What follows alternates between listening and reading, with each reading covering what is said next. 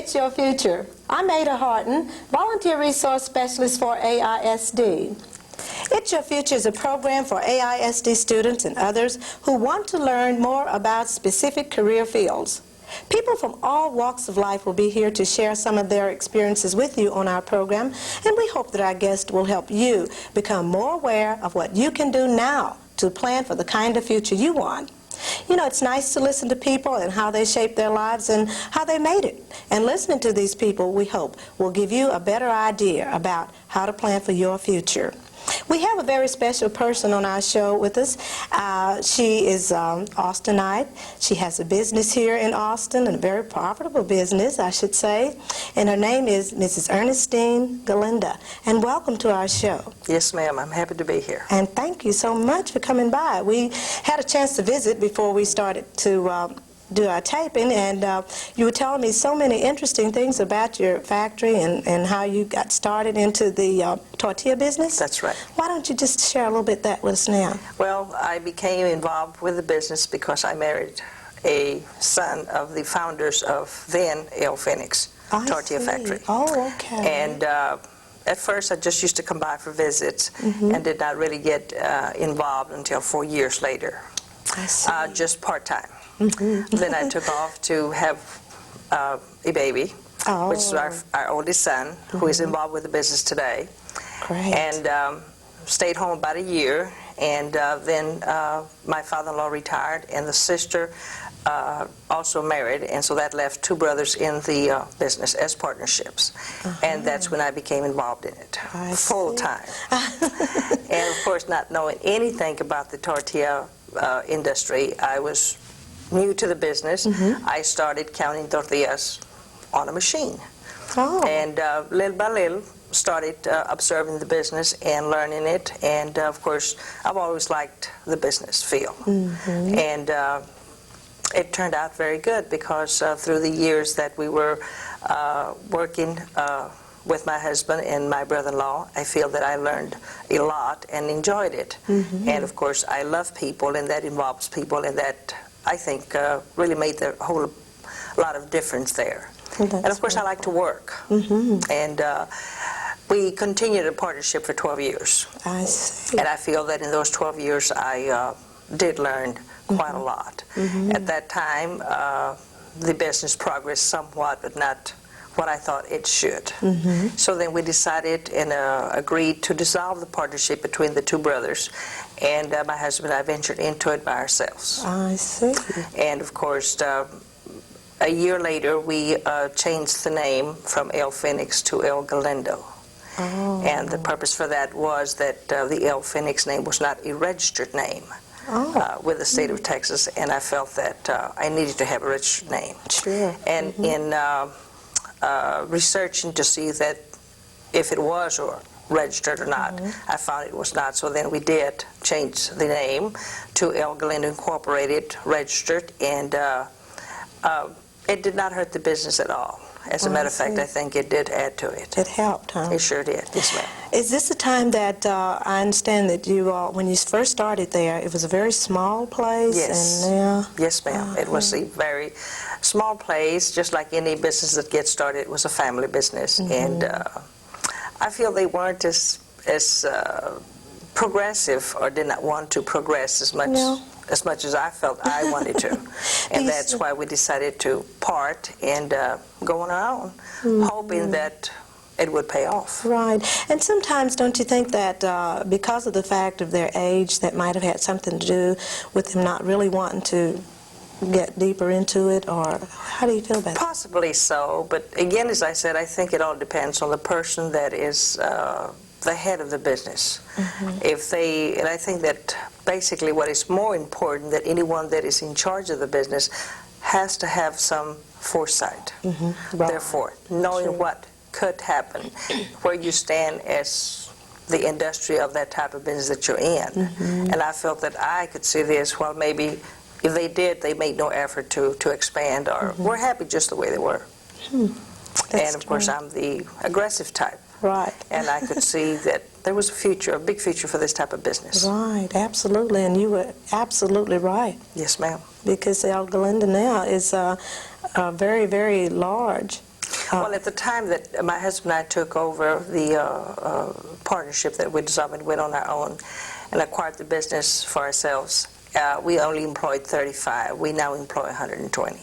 And you told me something about that earlier when we talked about your reason for having all these people, not so much as the expansion, but because you liked people and you wanted to put people to work, give them jobs. Yes, ma'am. That, again, I feel it's one of the most rewarding, really, part of what we strive to achieve in our business as far as being successful, is being able to give jobs to so many Austinites, and it's really the most rewarding part, really, as far as I'm concerned, because it's been very rewarding to the people that I feel have good jobs, steady jobs. The food industry will always be a very active part of Austin, and as you know, we have to eat, Right. and there's where we come in.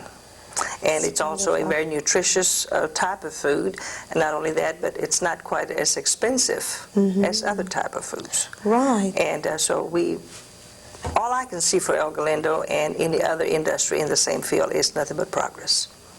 That's wonderful. How many other businesses of this nature do you know of that are right here in Austin? Well, there's about, I would say about 4 or 5, maybe 6. They're not very big, but they're all out there trying to get into it, to break into the market, which I find that it's very hard for a small business to get started today. The reasons being is that the suppliers of bagging, the suppliers of raw materials such as corn and flour, they really don't care for small businesses. They feel that that's not big enough for them. And I feel that a business that is beginning cannot start with volumes of materials, raw materials or bagging or anything that is needed for production of a factory. So I find this very hard. right, and I was just wondering, it's just almost impossible then for a small business You to... pay a higher price that right? for your materials. You pay a higher price for your bagging materials, and anything that you need to manufacture your products takes a lot more money. So therefore, you're going up a very strong upstream as far as money. And just can't hardly Which survive. a bigger company has the advantage. Right. Because, for one thing, you have the volume in sales. You are able to get bigger quantities of raw materials, which gives you a better price. And I really feel sorry for them. I really do. Because I was in it there. I was at that point at one time. At that time, though, it was not as critical as it is today. There were companies that looked at the small people. They're not doing that anymore. It's very hard. I can imagine so. Yes, ma'am. And that would be something that would be so discouraging, Yes, I it would would think, to the small businesses. Not only that, to start a business of any type today, but then again, we go into the tortilla business, you would have to have a lot of equipment, which is very costly. And as I said, it's something that you have to, once you get into it, you just cannot say, well, I don't like it anymore. It's a specialized business, really. It's a specialized type of manufacturing. It's a different type of business. It certainly is. Yes, ma'am. And how many different kinds of tortillas? Well, we manufacture the fried products, which includes the chalupa shells, the taco shells, the nacho chips, and the little nacho tostadas. And we also manufacture the soft tortillas, corn.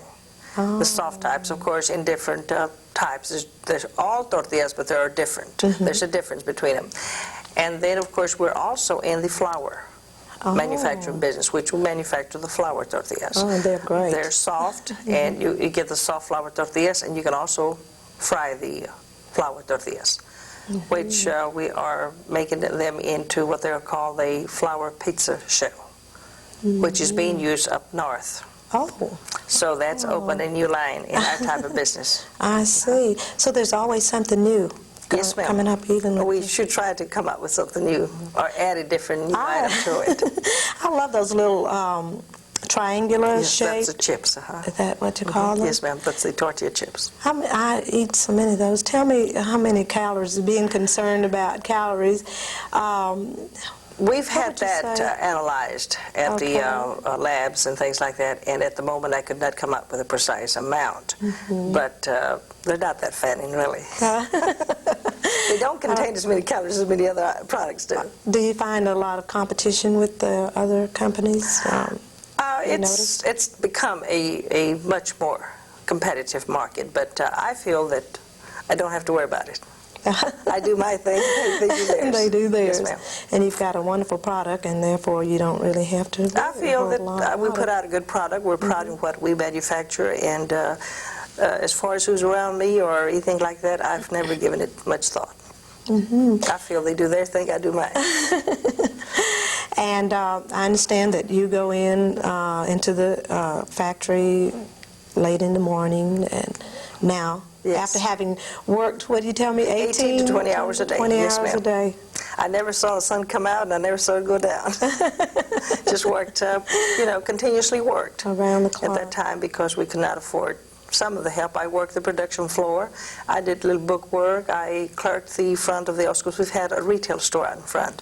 So I did probably a lot of jobs, probably not doing as good a job as I could have done, but I still mastered all of them, and I think I did the best I could. I think you're doing pretty good. And tell me this, did you ever have any kind of specialized training to do this? No, It ma'am. just came It's natural? just the fact that my family have always loved people, and they are business-orientated.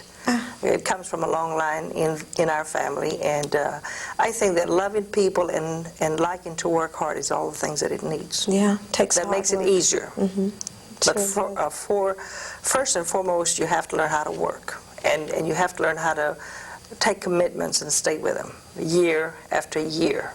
This is something that you don't say, well, I'm going to get in it today, and I don't want to go in it tomorrow. It's a continued thing if you are going to succeed. Right. And when you took over, Yes, ma'am. and changed the name and everything, how long would you say that it took before you could really see profit, profitable profit? For one thing, when we did take over the complete operation of the plant, and it became our business, it was very low in capital cash, which, as I said, it existed for 12 years, straining, not enough capital cash in there, not enough equipment. What made me want to take over, I think back now. But again, as I said, I had the foresight that there was something for that company, if managed right, and again, it takes money to make money. Absolutely. Where I was going to get it, I didn't know. But anyway, I felt that I could succeed. Where did you get it?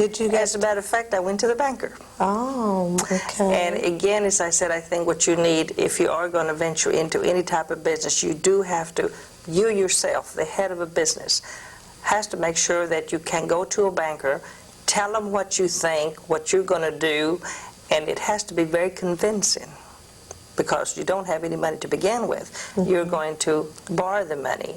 You're going to convince him that you are going to stay to your commitment, and that you're going to pay it back. But then they have to, anybody can say, I want to do this and I want to do that. How many of us do, and how many of us don't? Right. So I think I put a very good report to the banker and told him that I was going to take care of the business now. The P&L did not look that very good at the time. As I said, we didn't have enough equipment, we didn't have enough capital cash, but I told him that I was going to take over and that I was going to work very hard and felt that I could make it succeed. And you sold him. I borrowed myself $5,000, and then 20, and then 30, and so on down the line. Of course, now I don't have to ask anymore. They'll offer it to me. Oh, that is wonderful. But I think that's very essential, is to build a good rapport with a good banker, one that believes in you. Right. And of course, you have to do your part. Right. Live up to your word. Yes, ma'am. And pay your debts. That's right. Correct. And you can always go back for more. That's right. I think that's important. I think that's a very important lesson for our young people to understand. Yes. That when when you're trusted with. And again, you have to make sure that your credits, you pay your bills, and you built a good credit reputation. And then I think it's pretty smooth sailing from then on. And of course, I think that in itself really helped our business. And I want you to know that I never borrowed money for capital, cash, for cash flow. I never borrowed any money. The only money I borrowed for was for equipment. I see. I made it on just the sales. How I did that, I don't know, but it just increasing sales, very carefully watching your budget, and just continued increasing in sales and watching our money budget, and therefore I feel very proud that I was able to do that. It took years, of course. It didn't happen overnight. It's wonderful. Yes, ma'am. Did you ever go out and actually do the selling to the stores or the places which you put your product? I hired me a general manager, which is still with me. Okay. And I just, well, I just feel that sometimes you say you can't afford to hire somebody and pay them a wage of some type that you feel the company cannot afford. But the way I look at it, you cannot afford not to. It takes, as I said, money to make money. You hire the right people, which I felt I did. I hired the right people, put them in their prospective positions, and felt that that's the type of people I needed. And that by doing this, they would initially help the company to gain the sales and cash flow that we desperately needed. Right. Which was accomplished. Right. That's just so fascinating. Yes, ma'am. It's fascinating. Well, with your business and all, do you have I'm assuming that you do a lot of traveling, and I do some traveling for business, not as much as I used to before, because I have my general manager that takes care of those things. But on occasion, we do have to come out there and to different parts of different states sometimes and look over machinery or just meet at some conventions or something like that, which can help the growth of the business or can add some information. And I don't do as much traveling as I used to, but I do somewhat. That's so interesting. And when you go to the meetings like that, do you consider your product as an overall kind of product, like other products, I should say, when you're in the meetings? I know that sometimes they specialize in specialized areas.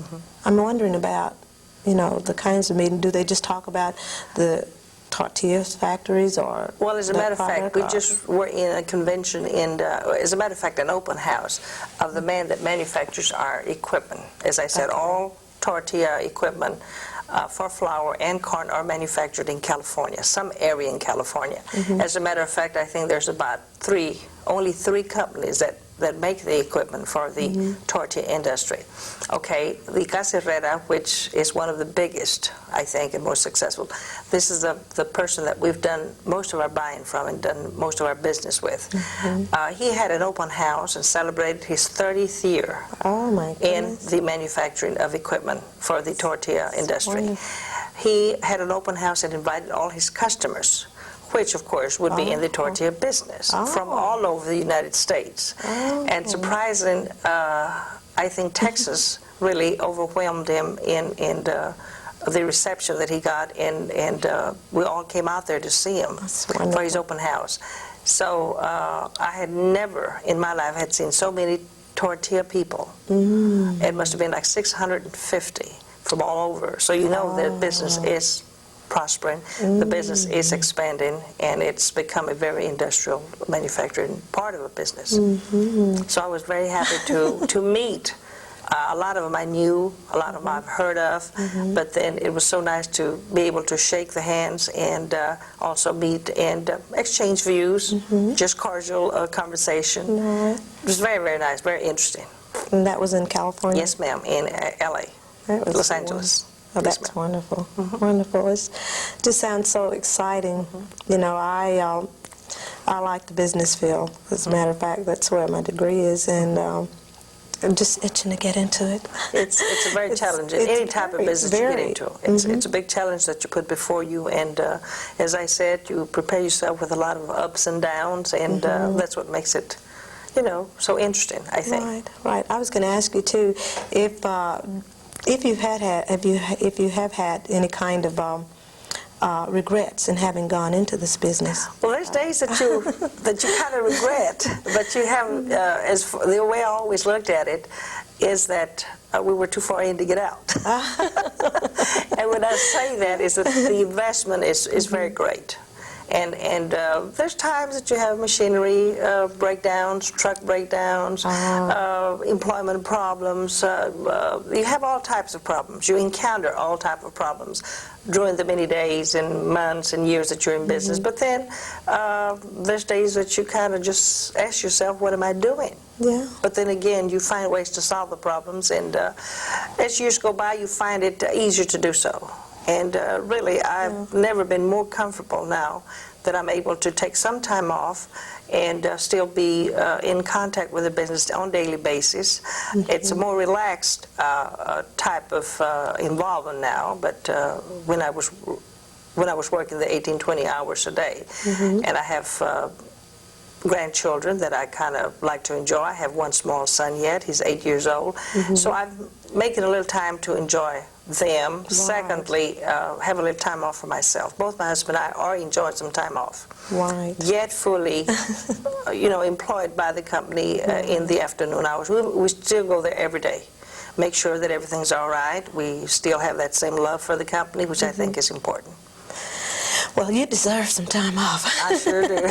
You deserve to not have to go in every, all day, every day. I think that's really good. And I think that's very smart, too, because, you've worked hard for this, and there's really no need to just, continue. Well, you have to enjoy it. Right. Part of what you've earned, and as I said, I think you cannot continue at that type of pace. Absolutely. Anyone can, no one should, really. Absolutely.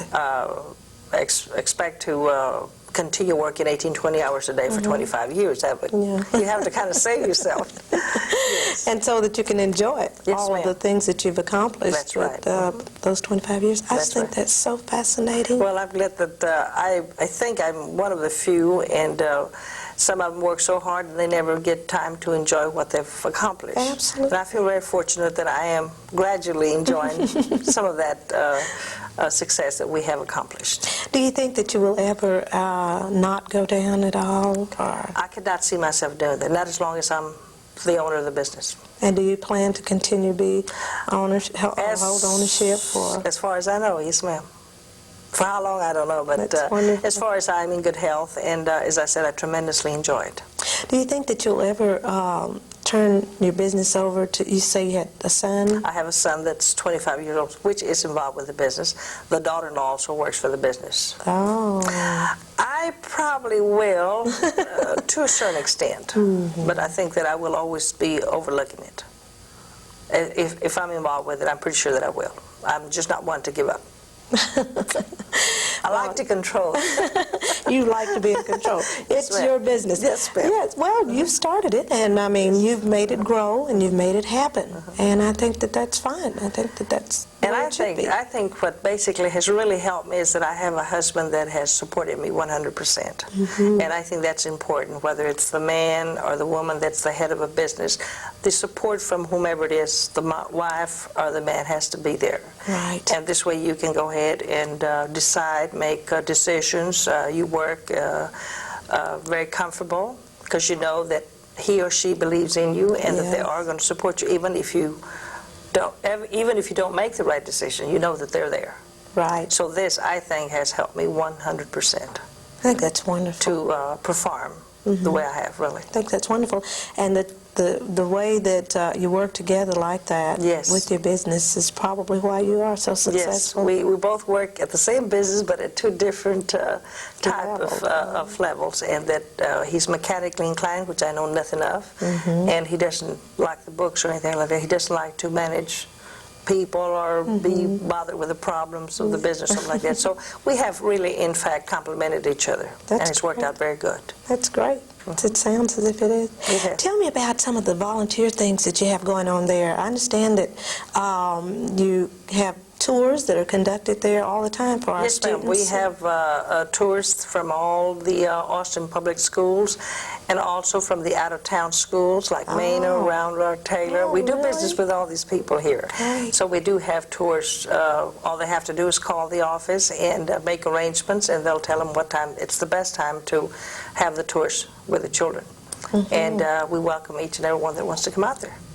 That is so wonderful. I know we get calls in my office, at the volunteer office, for tours to. As a matter of fact, I've had teachers call and want to know if you had people from your place of business that would be available to come out to the schools and do the presentations for us. I said, well, now you can't really take those big machines around, you know, but I'm sure they're happy to know that they can go in and yes, we welcome, as I said, anyone, and there's been even groups of ladies that have their little clubs or things like that they want to make that as a tour. And as I said, we are open to tours that all they have to do is call in ahead of time and make a schedule for it, and we'll be happy to have them. That is so wonderful. As I said, I think it's gives them a chance to know that just seeing a package in the store and by going to the factory and seeing how it's made and how much it takes to make that one package, I think they'll appreciate it when they see it out in the market. I think so too. Yes. I know that I do. I love them. Well, that's great. You continue eating them. I will.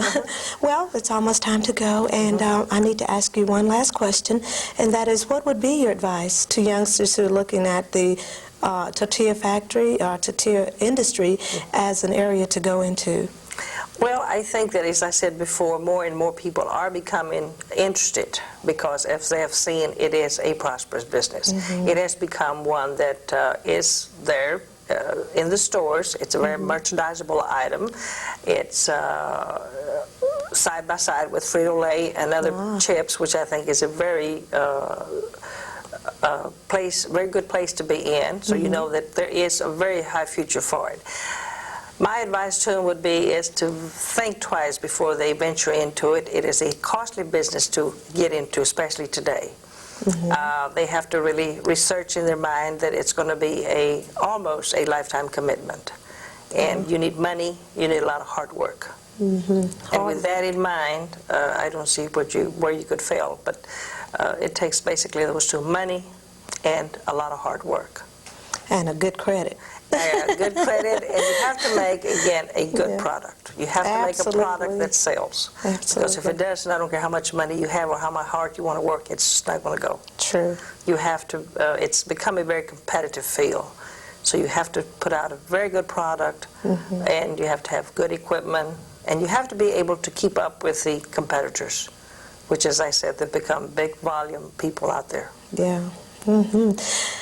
Well, I want to thank you so much, so very much for coming by. We really appreciate you being with us, and you've given us so much good information about your industry and your business and all, and we're so proud of you, and we're absolutely proud of the fact that you're right here in Austin. I meant to ask you, are you going to expand out of Austin, or have you? Or? Well, we do cover just about all of Texas, and we've even gone out to the Boston area, and that's doing real good. We do the Houston, Dallas, San Antonio, East Texas. So we are expanding little by little. Little by little. I expand at a very slow pace because I prefer it that way. Because any territory I gain, I don't like to give back. Strictly business. Strictly business. Well, we really do appreciate you coming by. Yes, ma'am. And you're just a delightful lady. And we're so proud of you, and we hope that you will continue to do very well like you're doing. And we want to remind our students that listening to Mrs. Galindo today has certainly been an exciting experience for me to know that we have this kind of industry right here in Austin, Texas.